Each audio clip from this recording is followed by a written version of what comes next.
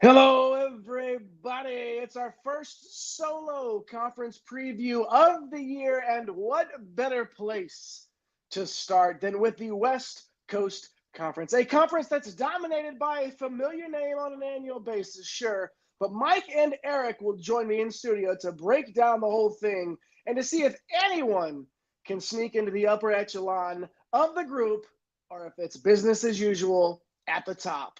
Recording live from somewhere, this is One and Done. Get out the insurance cards, get out the copays. The office is open, my friends. Brought to you by drroto.com. It's time once again for everybody to come aboard that green screens media train. Welcome to One and Done. Bienvenidos a One and Done, your fast break of college basketball información.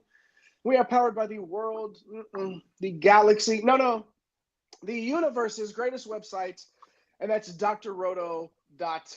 I'm your sometimes humble host. My name is Jay Heinrich, and if you know me, I'm the conductor of the aforementioned green screens media train. Find me on X at Dr. William Cannon. Follow me, and I will smash that follow back button. 3 deep in the studio tonight, as you can see on your watching and listening device here. Let's get right to the broskies, starting with El Capitan himself, the captain of the Green Screens Media ship. He does the ship, I do the train, and then Eric does everything else. Follow this guy on X at MZ Holland 34, the OG Money Mike. That's Mr. Mike Holland. Mike, what it do, baby? What it do, my friends? The calendar is about to flip into October. We are creeping up to almost 30 days away from opening tip on November the 4th. So, yes, it is the climb there, Jay. And if you guys haven't checked it out, we have been pretty busy with conference preview shows. We have previewed every conference from the A10 to the WAC so far. Sorry, Ivy League, but that is 22 conferences down. There are only a few more to go, and I'm pretty excited to talk about this one. Obviously, we got some headlines for you here in just a little bit, but I think we could have maybe a third bid. Typically, this is a 2-bid league, but we'll see. We could potentially have a third bid in this league. We got a couple of teams that we'll talk about in a little bit. It's a little bit of a teaser before we get started. Dropping the fire from Jump Street is our guy, Mike. You know who else does that? The guy that's last in the intros, but you bet your bottom dollar he is first in your hearts, in sus corazones. He's the Baron of Bread of GSM. You can find in those Twitter streets at Fantasy Nav. He's Eric the Blue, Mr. Eric Romoff. What's happening, man? Man, I'm reeling from that little tease that Mike's dropping there. 3 bids potentially in the WCC, a WCC that will be our 23rd conference preview on the board. We are chugging along. We are getting to the point where we are counting down, not months, but weeks and days before the college basketball season. And now, right now, is your time to hop aboard this Green Screens Media train. If you haven't already, hit that subscribe button like 1,157 of your closest friends already have. Be the next one. Be the change you want to see in the world. And let's dive into this WCC. You should definitely be the change that you want to see in the world. Turn on those notifications too. We're going live 2 or 3 times a week leading up to the season. And then once the season hits, you're going to get our DFS content as well. That's where the OG Money Mike comes in. Oh, a little extra handy for the old pocketbooks, if you will. But we're bringing you the heat. And don't forget our guy, Napesy Hustle at The Real Napier, doing it all behind the scenes.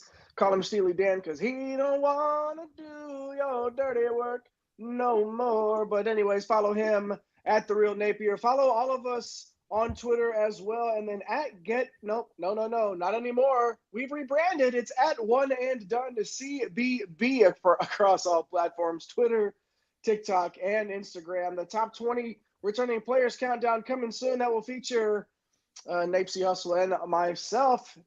And hopefully it'll feature Chris D hopping in as well.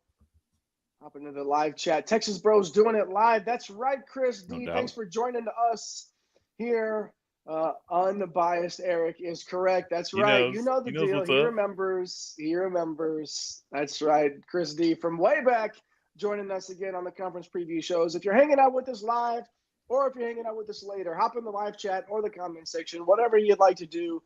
Drop us a line. Let us know you're hanging out with us. Fire emojis. You know we love those around here as well. But we've waited long enough. Let's get to the West Coast Conference, a conference that looks a little bit different this year, and we will get to that shortly. But last year, St. Mary's finally broke through and got its first outright regular season title since 2012. No other team in the conference has won an outright title outside of Gonzaga and St. Mary's since 2000, since Y2K. Pepperdine, and the world was collapsing. No wonder why Pepperdine's winning conference championships. So this has to feel good for St. Mary's. It's been Gonzaga who's year after year after year. I talked about the team in the Open that's usually at the top of this conference, and then St. Mary's finding a way to break through. So not only did St. Mary's win the regular season title, though, ladies and gents, broskies and broskettes, they pulled the double-double, beating Gonzaga 69-60 as well. In the NCAA tournament, St. Mary's and Gonzaga were both awarded 5 seeds and drew 2 of the toughest mid-majors in Grand Canyon and McNeese State, respectively.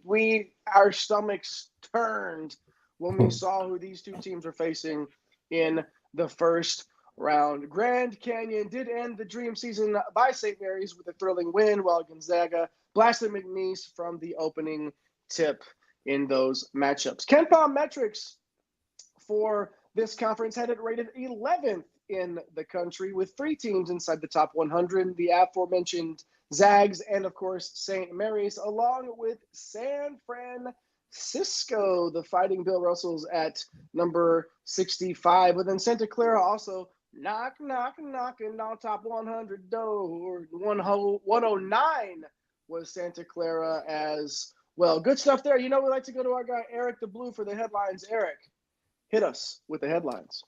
Well, if you've been chugging along for the previous 22 conference previews, you know that we like to kick things off with some coaching changes. But no, not tonight. There is a special wrinkle about tonight's conference, the WCC. We have 2 visitors coming over from the Pac-12, those being Oregon State and Washington State. They will play league play games. They're having themselves a little slumber party in the WCC while they try to rebuild that conference. Look, if nothing else, like a little more pedigree in league play, right? A little bit more intrigue. Maybe this, their addition for the next few years helps kind of boost the underlying KenPom metrics for the entirety of the league. So definitely a storyline to lead off with, and we will not leave you waiting much longer. There are some coaching changes to talk about in this conference.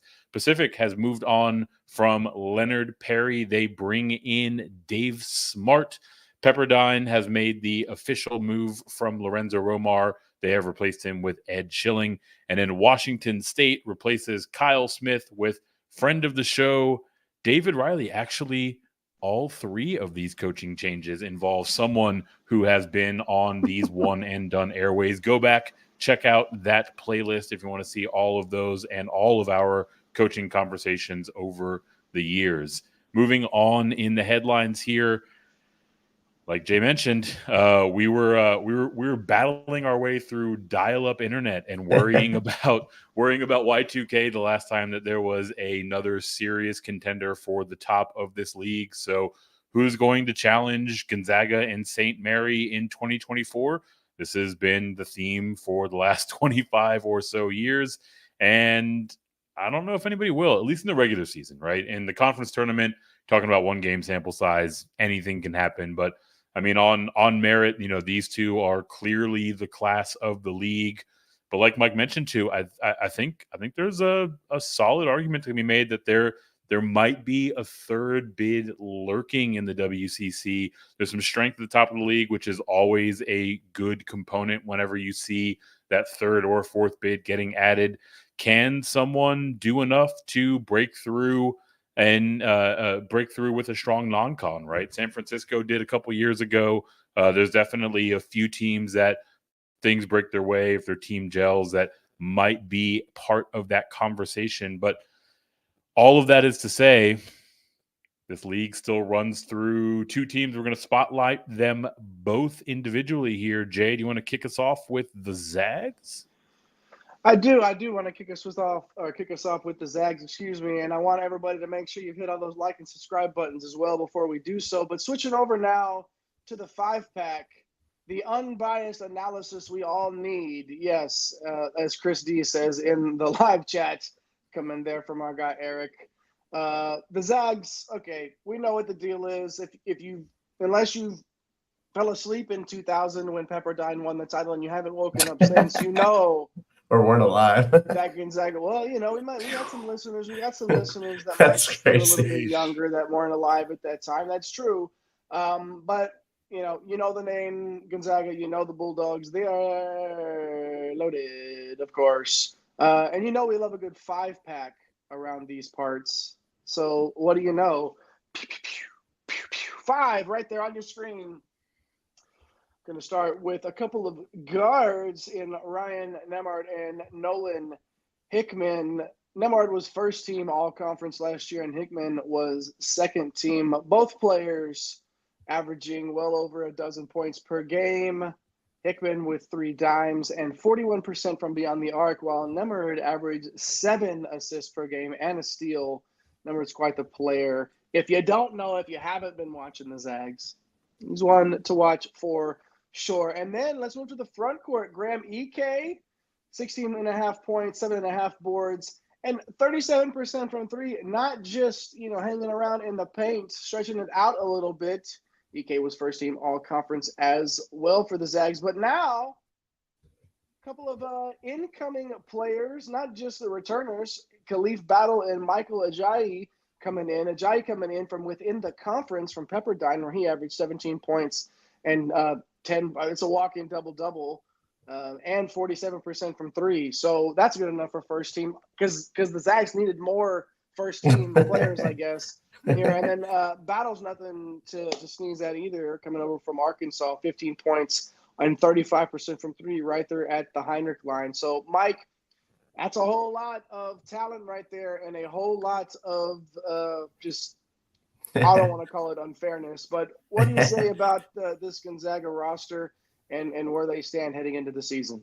I mean, when you have this type of talent, you can see why you are consistently winning the league every year. But the big three's back. You just mentioned it, right? It's Nembhard, Hickman, Ike there. And Nembhard, one of the best pure point guards on the sport. You'll probably be seeing him in our top 20 countdown when that starts up here pretty soon. Hickman, I thought it was a very nice year for him. He took a nice step forward on both ends of the floor. With Ike, it was nice to see him return from all the injuries and everything. Showed he can still be a big-time factor offensively.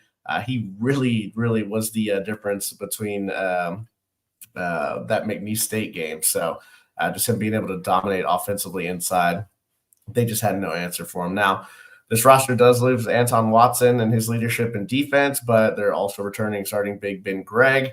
And then you have the bench pieces back. You had a couple of freshmen last year, Braden Huff, Dusty Stromer, who actually had pretty solid freshman seasons in limited action. The problem with last year's roster, guys, and we've talked about it, right? Like, it was the depth. It's kind of similar, to what you saw from some of the top teams that were out there, kind of like a Kansas. Now, this team obviously had the shooting. Kansas didn't have that shooting, but there was not that explosiveness. Really, like Nembhard, Hickman, those aren't really like, they're great scorers, but they're not those like explosive guys, somebody that can kind of take over the game. So I think they actually answered some of that athleticism this offseason, and at least on paper, like Khalif Battle, I mean, it was annoying covering Arkansas in the DFS ranks last year, obviously, but Battle's a guy that can obviously drop 40. He has dropped 40 a few times last year, and that was in a very wacky Musselman offense last year. What's going to happen when you stick him in this up-tempo juggernaut offense? And Coach View, this offseason, has been quoted that this is the type of guy the program hasn't really had, right? Like they've had some dudes, but with this type of talent in the backcourt, off the wing, man, he's going to make a huge difference. And you mix in Ajayi with his athleticism and shooting. He's 6'7", 6'8". He can play multiple positions. I think his profile fits even better than Battle as to how this offense is going to run. Just another dynamic weapon. And this is obviously a team that is extremely loaded, Eric. Yeah, very much so. And you talk about how this team profiles differently this year from a depth standpoint. This team was on the verge of being even deeper. This is a team that lost the former Big Sky Player of the Year, Steel Venters, to season-ending injury 2 years ago. Unfortunately, the injury bug bit again. They've also lost him this offseason with another season-ending injury. So, it's kind of wild to think of what this roster might have been with a player like that also in the rotation. But, even without him, this team is now 3 guys deeper than they were last year. And they've got the old ace up the sleeve, right? If they need to, they could pull the redshirt year that they were planning on using for guard Braden Smith coming in from Colgate. He was the Patriot League Player of the Year last season. The plan, at least initially, was to have him redshirt and to be the heir apparent to take over for Nembhard. But push comes to shove, maybe if another injury bug presents itself, they can actually break that glass in case of emergency and slot in Braden Smith, which is just wild to think about as we run through this embarrassment of riches that is the Gonzaga roster.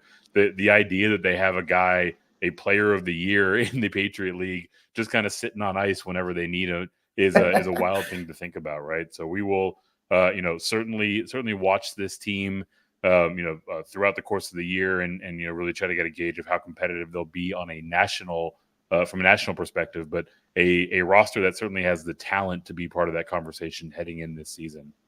5-pack of Gonzaga Bulldogs: Ryan Nembhard, Nolan Hickman, Graham Ike, Khalif Battle, and Michael Ajayi. A talented fivesome right there. Coach Few is loaded. It's going to be a fun one. Of course, it's good basketball coming out of that program. We don't expect anything less, and they're going to be mad. Like having that run interrupted like that. Oh, man, I just feel like, this is going to be tough to beat the Zags this year. But a team that has shown that it can be done. It is possible. I don't want to give any spoilers out, in the Marvel universe, but whoever the Thanos. Okay, anyways, to the Thanos. If Gonzaga was Thanos, here's the biggest opponent right here in St. Mary's. We're going to give you a top tandem here of the Gales for sure, and it starts with the West Coast Conference Player of the Year, and it's going to end with the West Coast Conference Defensive Player of the Year. Usually when you have those two players, that's a pretty good combination. Good combo. That's a good combo and will lead to some victories for you. And, of course, that's what happened for St. Mary's. So we're going to start with the Player of the Year in the conference, Augustus Marciulionis. 12.5 points, 5.5 assists per game. We're in that backcourt for St. Mary's. And then in the front court, Mitchell Saxen, 12 points, 7.5 boards, block and a half per game as well, just shutting it down in the paint. What do you think about it, Mike? Like, obviously, they played well last year. They were the team to beat in the conference. And they were rewarded as such in the the postseason awards. So, what say you about this St. Mary's duo? What they achieved last year, and what's on the horizon for them this year? Yeah, so last year's team battled some injuries, kind of middle of the season, but overall, when you have these two guys, right, like one running the ship and the other one protecting the paint and getting you easy buckets down low, like it's easy to see why this is just going to be another talented squad. A lot of people were surprised last year when Marciulionis won the WCC Player of the Year. But why? Because he led them to obviously some heights that they hadn't been to in quite some time. And really everyone just picks Gonzaga every year to win the regular season title and the conference tournament. So like his stats don't jump off the page, but when you look at it from a two-way perspective, like very, very good player. Breakout year in year 3, it really shouldn't surprise anybody. That's what this program does. Like, they're one of the very few programs where they bring a guy in, they have him develop and learn the system, especially the bigs. They have them learn and develop the system, then they reap the benefits a few years later. They basically retain their guys. And, that's kind of been the theme of this program. Just kind of wait your turn after a couple of years, and you'll be playing 30 minutes and, posting big time numbers. So same thing happened obviously with Saxen. He played sparingly in his first 2 years, then bang, right? We see a huge breakout from him in year 3. Obviously been one of the top bigs in this conference for a couple of years now, especially on that defensive end. And then just, getting better, getting stronger, obviously inside, that low post game that we don't really see too much in the NBA ranks. It can reign supreme in the college game for sure. So with these 2 stars back, I mean, they're going to be right in the thick of things again for sure. Such a Randy Bennett type thing to do, to just take a couple of guys and just develop them into, the conference player of the year and the conference defensive player of the year, ho-hum, break a streak of 2 decades of winning. And just, that's such a Randy Bennett thing to do. And I wouldn't be surprised if they found a way to do it again. Although looking as talented as that Gonzaga roster is, maybe I would be. But either way, good stuff there for St. Mary's, returning their top tandem, their top duo. And I got the top duo in college basketball sitting here on either side of me as well. So show them some love. Make sure you hit those like and subscribe buttons. Follow us at One and Done CBB on Twitter, on TikTok, on Instagram. Top 20 returning player countdown coming. We get into the bets as well. A little bit of fun with that as the season comes along. So follow on all those platforms. Make sure you hit those like and subscribe buttons. Hop in the live chat tonight like Chris D did. If it's your first time, long time, thanks for the vine, whatever. We want to hear from you. Let us know you're hanging out with us. And if you're watching live, do that. If you're watching later, get in the comment section and show your boys some love. We definitely appreciate all of you. All right, St. Mary's and Gonzaga, we know who the top 2 teams in this conference are. For sure, we know this. But, we're not going to just skirt around the other teams in this league. There's some talent in this league, no broskies and broskets.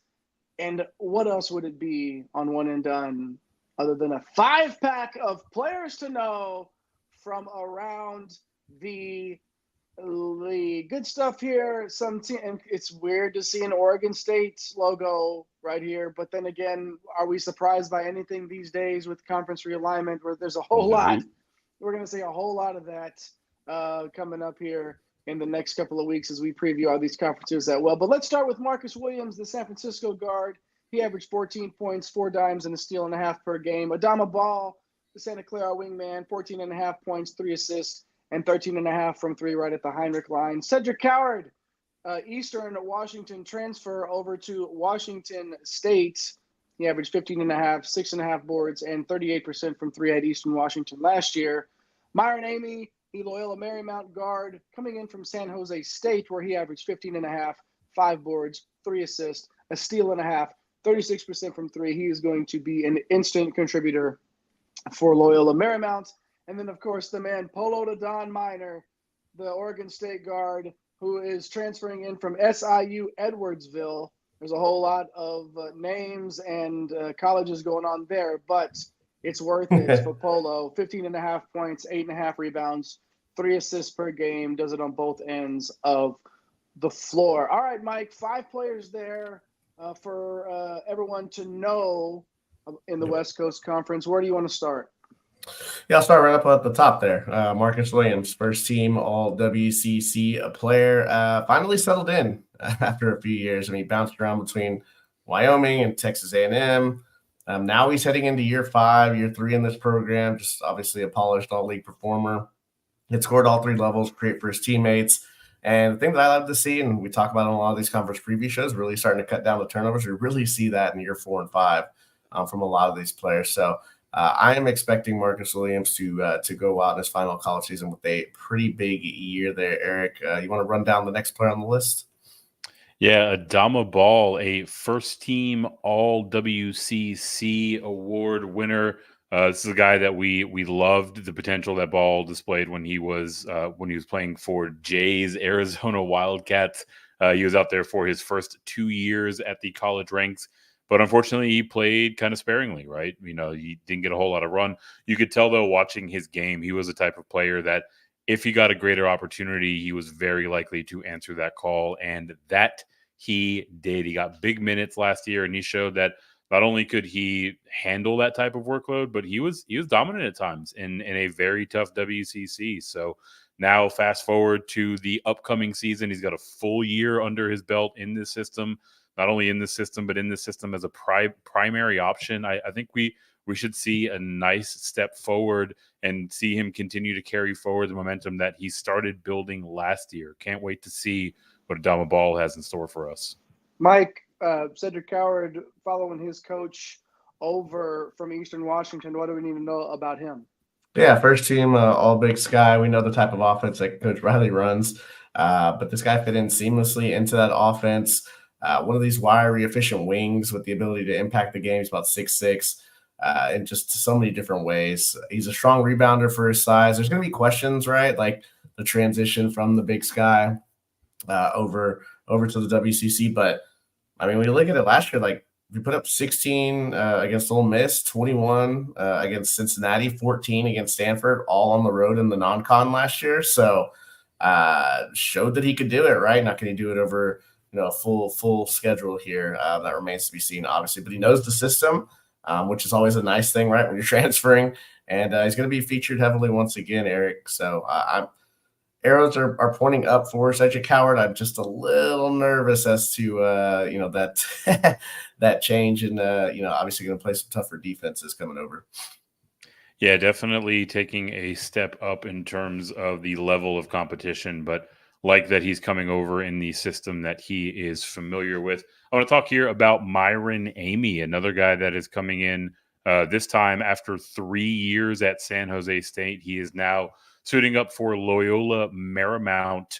This is a guy that, was forged by the fire of a very tough Mountain West conference. He's coming in off a big time year where he displayed that he can contribute on both ends of the court, right? The legitimate stat sheet stuffer. Jay mentioned it, 15.5 points, 5 boards for a guard, 3 assists, a steal and a half, can shoot pretty well from range as well. Just all the things you're looking for. And when we talked to Coach Johnson a few years ago, he talked about a lot of the things that he likes in players like Amy: toughness, competitiveness, intangibles over the course of the offseason. It seems like he's checking a lot of boxes there. I wouldn't be surprised at all if Amy is the straw that stirs the drink this year for LMU. What a great fit for that program. And another great fit is Polo Minor, Mike. We talk about these guys that whose game translates from the JUCO and D2 ranks. Minor has already shown that his game definitely translates and then some. Yeah, former Division II Player of the Year. I mean, just big time stats over the last 2 years in the OVC. I mean, he's only 6 foot, but pound for pound, one of the best rebounders in the country. I mean, he's 6 foot, and he averaged 8.5 rebounds. He's probably not going to average 8.5 in the WCC, but I mean, still, right? Like, you get a guard that gets down and dirty like that. Like, you absolutely love that. He has handles, a great feel for the game. He's not going to back down clearly. So Oregon State absolutely in need of a player of this caliber. So I'm excited to see Polo Minor. Love the name, but I also love the game. So excited to see him play some hoops in the WCC this year. Yeah, the love is warranted for Polo Minor for sure, as well to Marcus Williams, Adama Ball, Cedric Coward, and Myron Amy. 5 players you need to know in the WCC. All right. Like and subscribe buttons, you know the deal. Hit them all. Hit the notification bells. Boop, right there. We appreciate you for doing that and for hanging out with us tonight.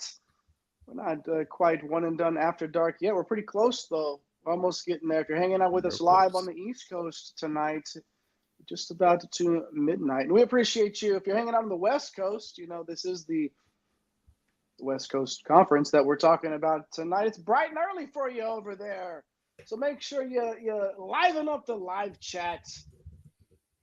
Drop some fire emojis if you want to. Do whatever you got to do. Shout out to your team in the live chat or in the comments if you're watching afterwards, because we're not going to do a conference preview show here on One and Done without the world famous Tiers. That's right.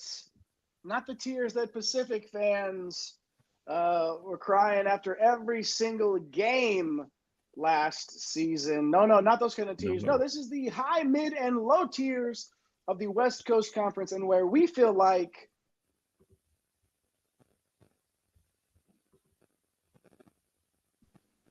I'm taking the Zags, put them in the high tier. We had a conference preview show where one team had their own special tier. That's not quite the case here in the WCC, but we know what it is. A team loaded with talent. The Zags are up high. Mike, tossing it to you now.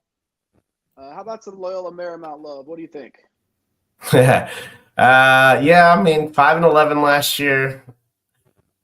I like this roster. Amy's not the only impact transfer coming in. We spotlighted him, but Pepperdine forward Javon Porter, 16.6 boards in this conference last year. He can be a force in the league. You got a sharpshooting guard, Will Johnston, averaged 11 points per game. You got a stretch forward and Alex Merkviladze, 12 points per game, 7 rebounds. So, yeah, this team's going to be competitive. I don't know that it's going to be 10 wins, right? Probably staring at 8 to 9 wins, but in this conference, that's good enough to get you into the mid tier for sure. And then Oregon State, been on the old downslope here since the Elite Eight appearance that shocked everybody in 2021. Not much to build on last year because it's pretty much an entirely different roster. Like Minor, obviously a key transfer. Parsifala from Southern Utah averaged 13.6 boards. He's going to be a key factor in this front court. There's just not a lot to get excited about, Eric. They're going to struggle. I don't see how they're going to get stops. So, man, we're going to have to stick these guys in the low tier as a visitor to the WCC in year one. So, wow, bringing the negativity already, Mike. Mid and low. All right. All right, how about this? I'll change on the fly here. I think I'll go ahead and give them mid-tier status here, guys. I think they will be able to score pressured into mid-tier. I think they will be able to score enough points to be competitive. And just looking at some of the bottom tier teams that we're going to talk about in this league, it's I think they're going to do enough to kind of sneak out 8 wins or so. 8 wins there. So we'll see. I don't think that was pressure. I think that was, okay, what did I just say about they're going to struggle defensively, but there is enough on this team for Oregon State to be right smack in the middle of it, I think. And Mike, I love it. See, that's the guy right there. That's the growth mindset over here, live on air. Live on air. I love to see that for sure. Eric, we're talking about things that you love to see. Pacific basketball.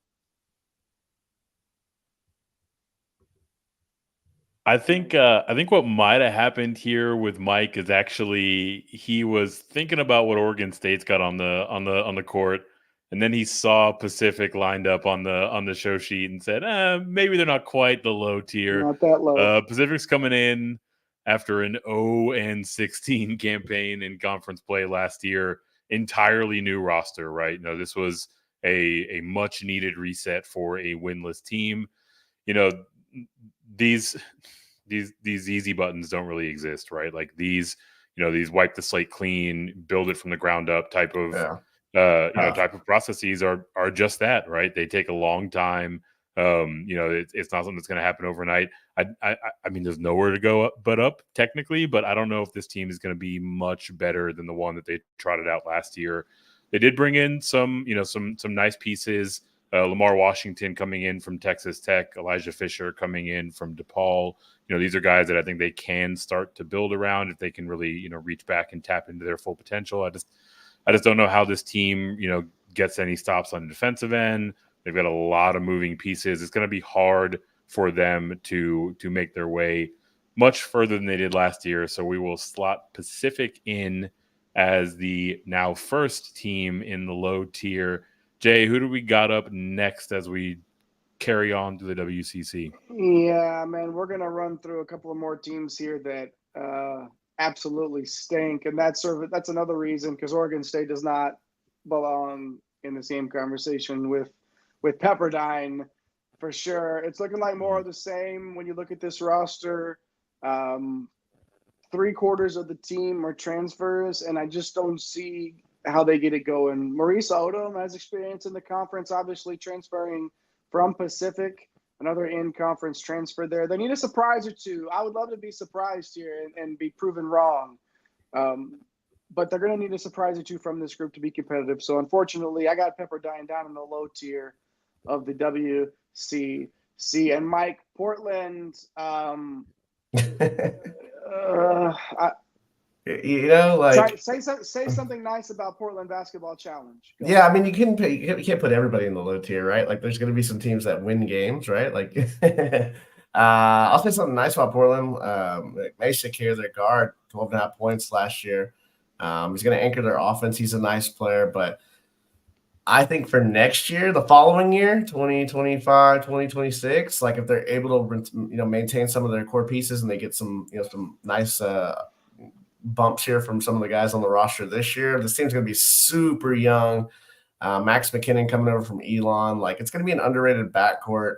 I just don't know that it has enough to get you more than 5 or 6 wins, and then defensively, like it's just going to be another struggle here, the front court too. So yeah, for Portland, man, this trend keeps on going here. I definitely think Oregon State is better than these 3 teams that we just talked about, which is enough to, not that I think Oregon State is, going to be doing major damage, but they're going to be able to obviously pull off some wins against some of these teams. Yeah, for sure, man. Eric, get us out of the low tier, man. St. Mary's, obviously coming off the conference double-double last season, and they're not going to disappoint this year either. Yeah, they aren't. We will slingshot to the other end of the spectrum, like we mentioned, 15-1 in conference play that earned them a regular season title. Like you alluded to, they also doubled up and won the conference tournament. Just the other clear juggernaut within this league. The question for them is who's going to step up to be that third piece, right? We talked about Augustus earlier. We talked about Mitchell earlier. These guys are well established in what they can do for the Gales, but who is going to be the third leg to that stool? For me, I think there are a couple names of note. One that we should definitely pay attention to, sophomore Jordan Ross played very well in limited action. He's got a bit of upside to his game. We'll see if that comes to fruition. We've also got wing Luke Barrett. He was a steady piece for them. Has a lot of experience in this system. A bit more of a higher floor kind of play, but maybe a guy that can add a few things to his game. Whether it's either of these 2 guys, whether it is someone that we haven't talked about here, I think that we're looking at a very solid, if not top tier, high tier St. Mary's Gales program that is going to be anchored around one of the top defenses in the country. Last year in particular, top 15 in defensive efficiency, actually 4 years straight in that regard. So you like to see that Coach Bennett has these foundational things to build around in terms of his defense. And it seems like he's finding a way to stay more competitive on the offensive side of the court. So slotting St. Mary's all the way up here in the high tier with Gonzaga. Jay, tossing back to you. Let's head on down to San Diego. Well, St. Mary's is obviously like Randy Bennett. Is it going to be Barrett? Is it going to be Jordan Ross? Who's going to be the guy this year for Coach Bennett that's going to step up and keep him at the top of this conference? I can't wait to see. But for San Diego, like you mentioned, I felt like Lavin was starting to get this program upright again, but it takes a couple of big losses to the portal. Turner, Patton, Bing, Bang, Bunk, they're gone. And they don't really return much. We talked about JUCO guys earlier and how their games translate to D1. They're going to rely a lot on JUCO guys and true freshmen as well. So I feel like this would be a step back for San Diego. And I'm bringing the negativity, unfortunately. Excuse me. Chokes me up to say it, but we're going to put them in the low tier. The foundation, guys. I like to call it the foundation of the conference down there. It doesn't have to be the low tier. I mean, we do have them in the low tier, but it's the foundation right there. And a team, Mike, last year that is right there on the cusp, definitely not in the low tier last year, and closer to that high tier than anybody else in this conference, not named Gonzaga and St. Mary's, was San Francisco. Yeah, so the Dons here finished 11-5, and we also have Santa Clara. So I'll kind of these two programs are basically in similar positions this year, as they have been over the past couple of years. So for me, San Francisco is the wild card in the conference. So you got 10+ league wins in 2 of the last 3 years. You have your star back, Marcus Williams, running the point. He's got his backcourt mate back. Malik Thomas averaged 12.5, shot 40% from 3. So an excellent compliment there. My question is, how are they going to replace the reduction that they lost in the front court here? So they have a big coming in from UTSA, Carl Lindgaard. He averaged 9 points, 6 boards, almost a block and a half. I think he's going to have to be outstanding for them to climb into that 3rd spot. And we'll see, man. Like I look at it and I'm like, where are we going to get some key stops here in the big game? So I think for now, San Francisco maybe a step behind, probably in that 4 position to start the year. So we'll put them in the mid, and then I want to put Santa Clara in the high. 10-6 last year. We talked to Coach Sindek. Basically, the entire roster is back. They re-added Carlos Stewart, who was actually an all-league player for them a couple of years ago. His time at LSU obviously didn't go the way that he wanted, but he's familiar with the system. He knows a lot of the guys on the roster, him and Ball. They have Johnny O'Neal, who averaged 11-5. Brenton Napper shot 39% for 3. Christoph Tilley, 4 points, 5 boards. They got a lot of talent, and we were very high on them, talking about them this offseason. Continuity being the biggest piece. I think they only got 2 guys that transferred in. The rest returned. So they're talented on both ends. It's not just the continuity either. So between the Broncos and the Dons, man, I'm liking what Santa Clara can do, especially early in the season. We talked about the non-con, right? Who can be that team? Well, this is a team very early that should have a lot of synergy and be able to rack up some quality non-con victories and be able to compete with a Gonzaga or a St. Mary's, on their home floor. So, I think one of these 2 teams will be in position for an at-large bid. Right now, I'm liking Santa Clara to do that for sure. But both teams are going to be very competitive in this league. Eric, close us out, man. One more team to talk about here, a visitor from the Pac-12, Washington State. This is one that we could essentially just call Eastern Washington South, right? Coach David Riley packed up 5 of his players from the Big Sky and went due south to Pullman, Washington. We highlighted Coward earlier, but we've also got Dane Eriksip. He contributed 11 points for them last year. Casey Jones, 12.5 points. These are guys that are going to be key to make this transition work. And Coach was also able to retain one of the best breakout candidates in the country, guard Isaiah Watts. Only scored 4 points per game for them last year, but shot 38% from 3. A guy that we think can do more if he has more opportunity, which he should have in front of them. This team will play fast. I think they'll be competitive. I just don't know if it is realistic to expect them to jump all the way up in the first year of this transition. So we'll slot them in the mid, but a team to watch for sure. Coach Riley, he's just a good coach, period. Like, he's a good basketball Hard coach. stop, yeah. And bringing over as many players as he is, that familiarity with his system, that's going to help immediately. Obviously, right, with the guys that were held over, like you said, you talked about Watts, Eric. That's a guy that is going to be – it won't be off the radar for very long.